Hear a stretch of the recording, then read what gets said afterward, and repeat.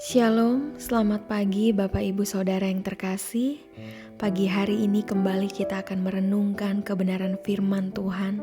Sebelumnya mari kita berdoa. Tuhan, terima kasih untuk anugerah-Mu yang tak terbatas dalam hidup kami. Dalam kondisi baik maupun tidak baik yang kami alami saat ini, kami tahu Engkau Allah yang selalu baik dan setia bagi kami. Terima kasih untuk pemeliharaan-Mu sampai hari ini. Pagi ini kami mau merenungkan firman-Mu. Berilah kami hati yang selalu haus akan Engkau, supaya hidup yang hanya satu kali ini menjadi hidup yang mempermuliakan Allah. Kami boleh hidup menjadi berkat dan berjalan dalam rencana-Mu. Dalam nama Tuhan Yesus, amin. Perenungan kita pagi hari ini terambil dari Keluaran 4 ayat 10-17 dengan satu tema, yaitu ikatan zona nyaman. Firman Tuhan berbunyi demikian. Lalu kata Musa kepada Tuhan, "Ah Tuhan, aku ini tidak pandai bicara, dahulu pun tidak, dan sejak Engkau berfirman kepada hamba-Mu pun tidak, sebab aku berat mulut dan berat lidah." Tetapi Tuhan berfirman kepadanya, "Siapakah yang membuat lidah manusia? Siapakah yang membuat orang bisu atau tuli? Membuat orang melihat atau buta? Bukankah aku, yakni Tuhan? Oleh sebab itu, pergilah, aku akan menyertai lidahmu dan mengajar engkau apa yang harus kau katakan."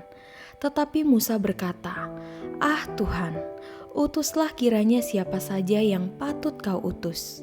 Maka bangkitlah murka Tuhan terhadap Musa dan ia berfirman, "Bukankah di situ Harun orang Lewi itu kakakmu?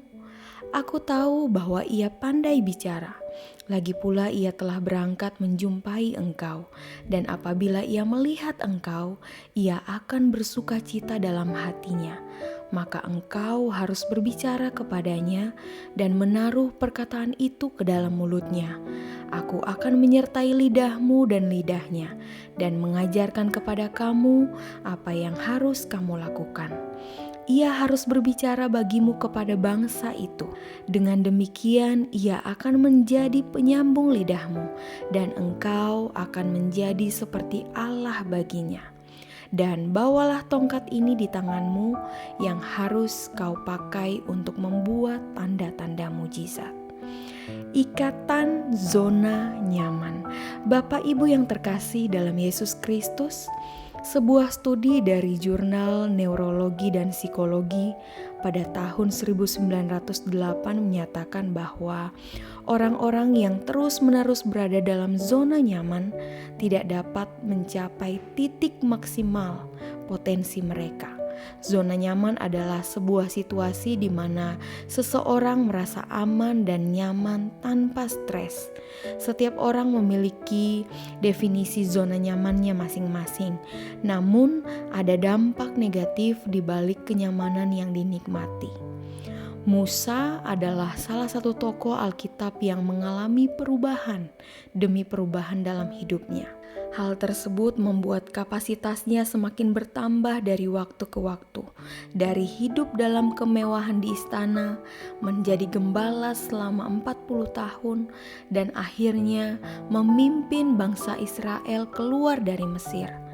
Dan bagi seseorang yang tidak pandai bicara dan gagap, menjadi pemimpin suatu bangsa adalah hal yang tidak mudah. Untuk kita dapat melangkah keluar dari zona nyaman seperti yang dilakukan oleh Musa, dibutuhkan iman dan ketekunan. Tanpa iman, kita tidak akan mempunyai rasa percaya diri untuk bisa berhasil. Tanpa ketekunan, kita tidak dapat bertahan dalam tekanan. Bagaimanapun juga, berada di luar zona nyaman mengurangi kendali kita atas keadaan dan situasi.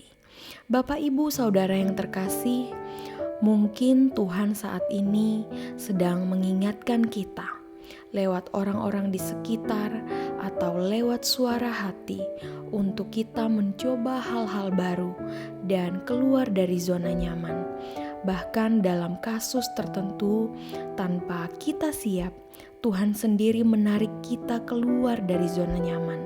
Maka melalui perenungan pagi hari ini, mari kita memberi diri atau menantang diri untuk belajar hal baru, membangun kebiasaan baru, memperbaiki karakter agar dapat menjadi pribadi yang maksimal. Namun jangan lupa untuk selalu meminta penyertaan dan hikmat dari Tuhan agar dapat mengambil keputusan yang sesuai dengan rencananya dan kita berjalan di lintasan yang tepat. Amin untuk kebenaran firman Tuhan. Mari kita berdoa. Tuhan, terima kasih untuk perenungan singkat pagi hari ini. Tambahkanlah iman bagi kami untuk berani melangkah. Berikan kami ketekunan serta limpahkan hikmat bagi kami, sehingga kami boleh berjalan dalam lintasan yang tepat sesuai dengan apa yang Tuhan rancangkan dalam hidup kami. Kami terbatas dalam banyak hal, namun kami punya Engkau, Allah yang tidak terbatas, yang akan terus menolong hidup kami. Terima kasih ya Tuhan. Pagi hari ini kami mau melanjutkan aktivitas kami. Biarlah kekuatan dan damai sejahtera boleh menjadi bagian kami.